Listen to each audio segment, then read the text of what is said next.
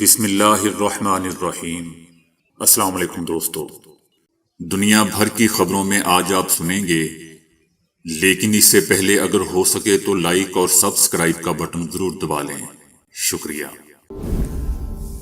چینی غبارہ اب بھی امریکہ کے آسمان پر اڑ رہا ہے۔ ہم تعمیری سیاست پر یقین رکھتے ہیں، یہ وقت تخریبی سیاست کا نہیں۔ مولوی فضل الرحمان کو جواب۔ گستاخانہ مواد نہ ہٹانے پر ویکیپیڈیا پاکستان میں بلاک۔ ڈائریکٹر آئی بی کے گھر میں فوجی اہلکار نے اپنی جان لے لی۔ چائنا نے آرمی کو کہا تھا کہ الیکشن میں مداخلت نہ کریں، احسن اقبال۔ یورپی یونین کے ایک اہم اجلاس میں روسی طیارے فضا میں منڈلاتے رہے۔ پی ٹی آئی کا حکومت کی دعوت پر آل پارٹیز کانفرنس میں شرکت پر غور۔ صہیونی فوج کے افسروں کا کم تنخواہوں کی وجہ سے اجتماعی استعفیٰ۔ راولپنڈی میں مردہ جانوروں کا 2000 کلو گوشت برآمد۔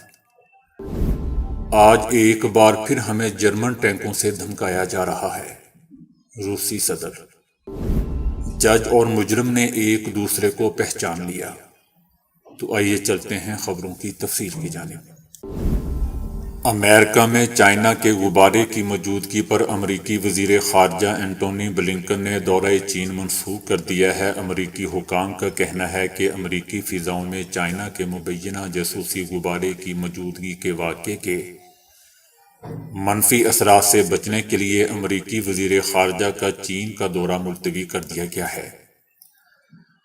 وزیر خارجہ کا دورہ چین پہلے سے طے شدہ تھا۔ امریکی فضائی حدود میں انتہائی بلندی پر چائنا کے گرم گیس کے غبارے کو پرواز کرتے ہوئے دیکھا گیا تھا۔ امریکی حکام کے مطابق چینی غبارہ حساس علاقے میں جاسوسی کر رہا تھا۔ دوسری جانب چائنا کا کہنا ہے کہ غبارہ ہمارا ہے۔ غبارہ بنیادی طور پر ایک ایئر شپ ہے جو موسم سے متعلق تحقیق کے لیے استعمال ہوتی ہے۔ ایئر شپ طے شدہ راستے سے بھٹک کر غیر ارادی طور پر امریکی فضائی حدود میں داخل ہوئی، جس پر افسوس ہے۔ اس معاملے پر امریکہ سے بات چیت جاری رکھیں گے۔ امریکہ کی جانب سے کہا گیا تھا کہ ریاست مونٹانا کے اوپر غبارہ دکھائی دیا تھا۔ اس علاقے میں بین البراعظمی بیلسٹک میزائلوں کی لانچنگ اور دیکھ بھال کرنے والے ایئر فورس کے 3 مراکز واقع ہیں۔ غبارے کی موجودگی پر ہوائی اڈے پر فضائی ٹریفک کو مختصر عرصے کے لیے روک دیا گیا تھا اور غبارے کا کھوج لگانے کے لیے امریکی جنگی طیاروں کو بھیجا گیا تھا۔ چینی غبارہ اب بھی امریکہ کے آسمان پر اڑ رہا ہے۔ چائنا نے امریکی وزیر خارجہ اینٹونی بلنکن سے فون پر بات کی ہے کہ واقعات کو ہینڈل کرنے کے لیے کس طرح ایک پرسکون اور پیشہ ورانہ انداز اپنایا جا سکتا ہے۔ دونوں فریقوں کو بروقت بات چیت کرنی چاہیے اور کسی بھی غلط حساب سے گریز کرنا چاہیے۔ غبارے کی ریاست ہائے متحدہ امریکہ کے اوپر پرواز مجبوری کی وجوہات کی بنا پر ہوئی،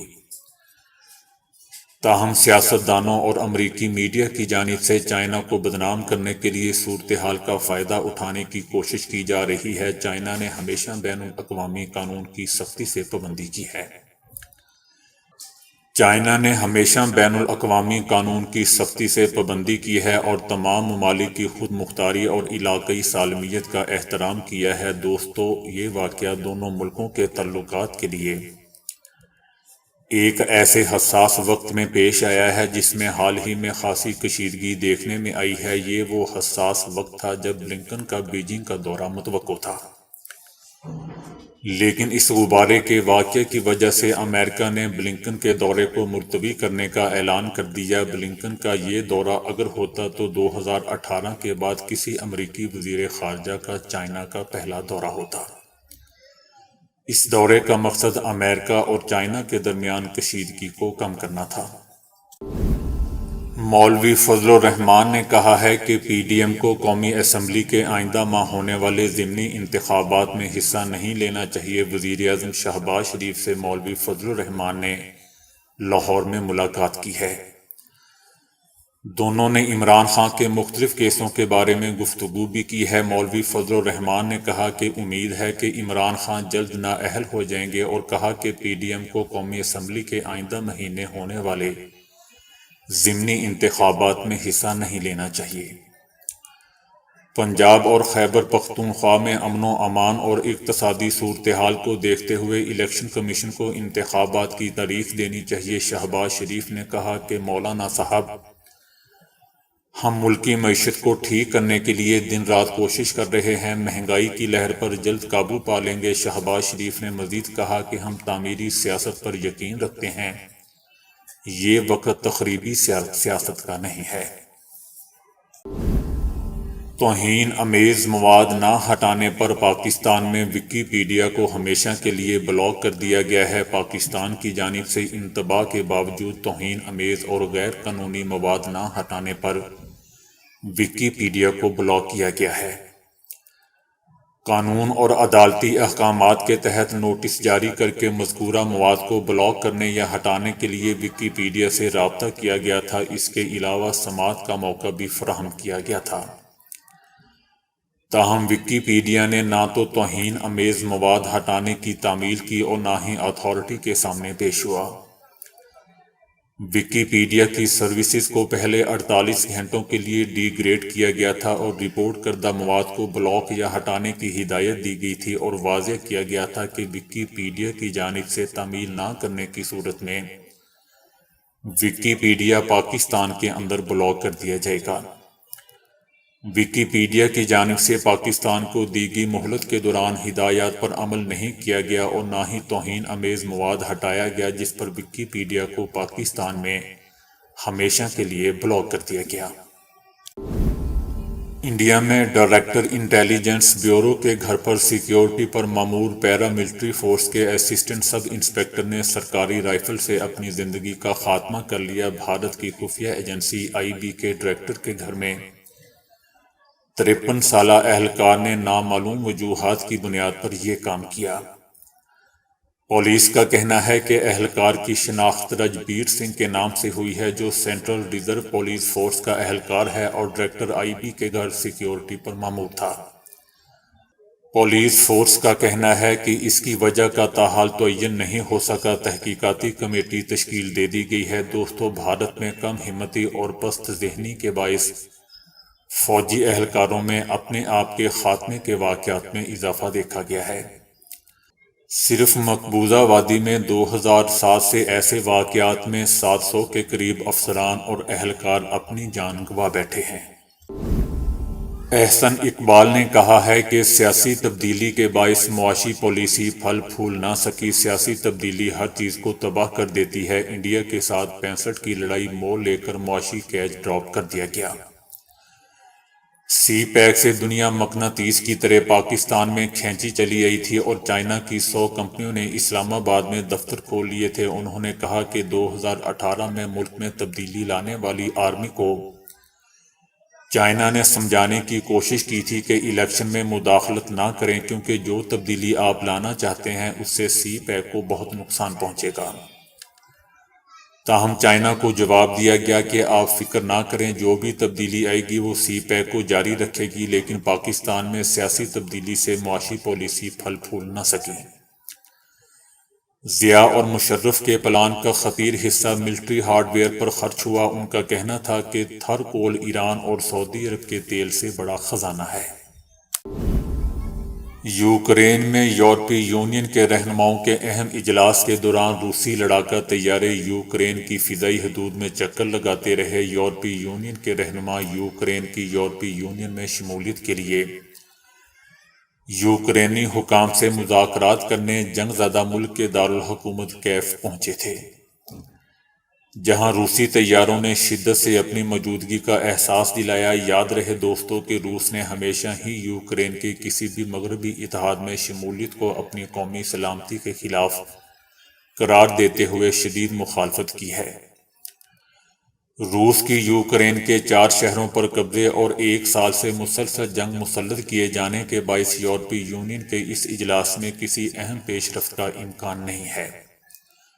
یوکرین کی نیٹو میں شمولیت کی درخواست کے رد عمل میں روس نے گزشتہ برس فروری کو یوکرین پر جنگ مسلط کی تھی، جو اب بھی کئی محاذوں پر جاری ہے۔ جنگ میں اب تک ہزاروں فوجی اور شہری مارے جا چکے ہیں۔ پاکستان تحریک انصاف نے حکومت کی جانب سے دعوت کے بعد آل پارٹیز کانفرنس میں جانے سے انکار کرنے کے بعد اب شرکت پر غور کرنا شروع کر دیا ہے۔ پہلے اسد عمر نے کہا تھا کہ عمران خان حکومتی آل پارٹیز کانفرنس میں شرکت نہیں کریں گے۔ اب پی ٹی آئی کی جانب سے اے پی سی میں شرکت کے لیے شیخ رشید احمد اور اعظم سواتی کو بطور پارٹی نمائندہ نامزد کرنے پر غور کیا جا رہا ہے۔ اس سلسلے میں فواد چودھری کی جانب سے دیے گئے مشورے میں کہا گیا ہے کہ شیخ رشید احمد سابق وزیر داخلہ رہ چکے ہیں، وہ سیکیورٹی صورتحال سے بخوبی واقف ہیں۔ عمران خان سے وابستہ ذرائع کا کہنا ہے کہ موجودہ سیاسی قیادت کو ملک کو درپیش اندرونی اور بیرونی چیلنج کا اندازہ ہی نہیں ہے۔ خیبر پختونخوا میں بڑھتی ہوئی تخریب کاری سے متعلق ہمارے لوگ بار بار توجہ دلاتے رہے، ہماری بات سننے کی بجائے ہمارے ارکان پر غداری اور بغاوت کے مقدمات درج کیے جا رہے ہیں۔ موجودہ حکومت میں ہر معاملے پر سنجیدگی کا فقدان ہے۔ صہیونی فوج کے افسروں نے اجتماعی استعفیٰ دے دیا ہے۔ صہیونی اخبار اسرائیل ہیوم کے حوالے سے صہیونی فوجیوں کی جانب سے دیے جانے والے استعفوں اور کم تنخواہوں کی طرف توجہ دلائی گئی، اور اس بات کی طرف اشارہ کیا گیا کہ ان معاملات نے مستقل ملازمت پیشہ ور افراد اور افراد قوت کے مسائل کو مزید سنگین بنا دیا ہے۔ اخبار نے اطلاع دی کہ سینکڑوں افسران اور 145 فوجیوں نے بھی فوج میں خدمات جاری رکھنے سے انکار کر دیا ہے اور استعفیٰ دے دیا ہے۔ ان کا کہنا ہے کہ وہ فوج میں کیوں رہیں، مستقبل کی کوئی گارنٹی نہیں ہے، اور حکام ریٹائر ہونے والوں کی تنخواہوں اور پنشن میں کٹوتی کر رہی ہے۔ میجر کے عہدے کے ساتھ 613 سے زائد مستقل سروس اہلکاروں نے فوج کو چھوڑ دیا تھا، اور یہ تقریباً 70% اضافہ ظاہر کرتا ہے۔ گزشتہ سال کرنل کے عہدے کے ساتھ تقریباً 12 فوجی افسران نے فوج کو چھوڑنے کا فیصلہ کیا تھا۔ اس صہیونی اخبار کے مطابق یوں دکھائی دیتا ہے کہ فوجی اہلکاروں کو فوج میں مستقل طور پر رکھنے کے لیے صہیونی حکومت کا عارضی منصوبہ ناکامی سے دوچار ہوا ہے، اور اسی وجہ سے فوجی افسران اور اہلکار استعفے دے رہے ہیں۔ راولپنڈی کے شہری مردہ جانوروں کا گوشت کھانے سے بال بال بچ گئے۔ پنجاب فوڈ اتھارٹی کی گرجا روڈ پر کارروائی میں مردہ جانوروں کا 2000 کلو گرام گوشت برآمد کر کے تلف کر دیا گیا۔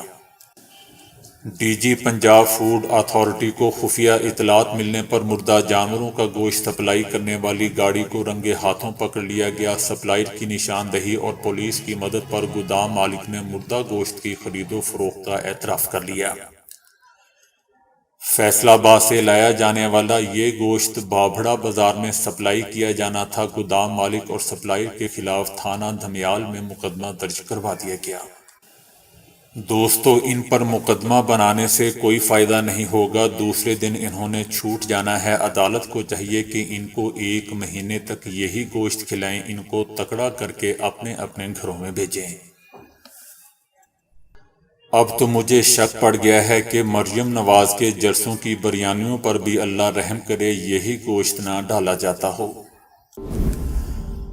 روسی صدر پیوٹن نے کہا ہے کہ ان کا ملک غیر دوستانہ اقدامات کا سخت جواب دے گا۔ صدر پیوٹن نے کہا کہ نیو نازیزم نئے روپ میں روس کے لیے خطرہ بن رہا ہے۔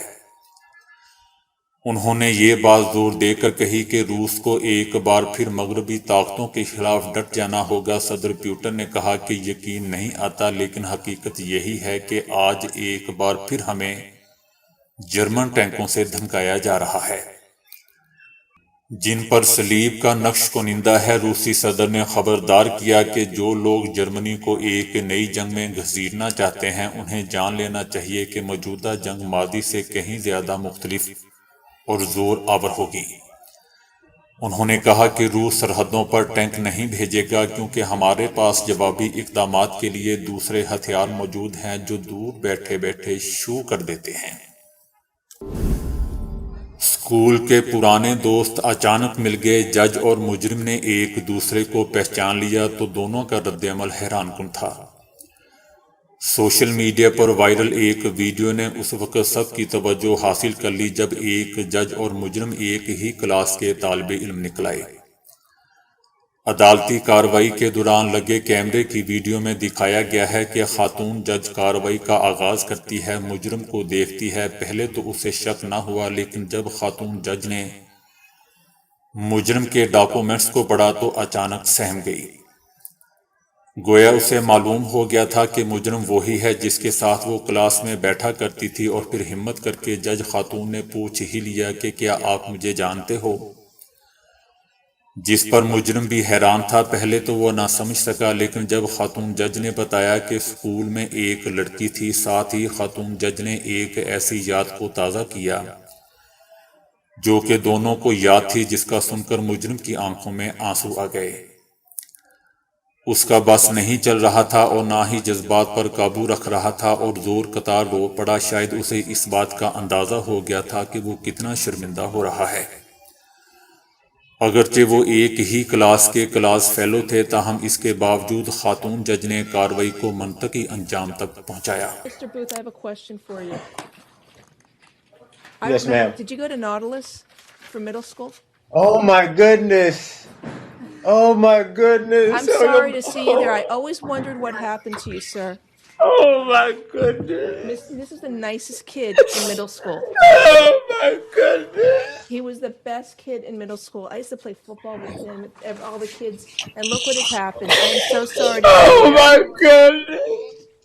تو دوستو، ابھی کے لیے اتنا ہی۔ ویڈیو کو لائک اور شیئر کرنے کا بہت بہت شکریہ۔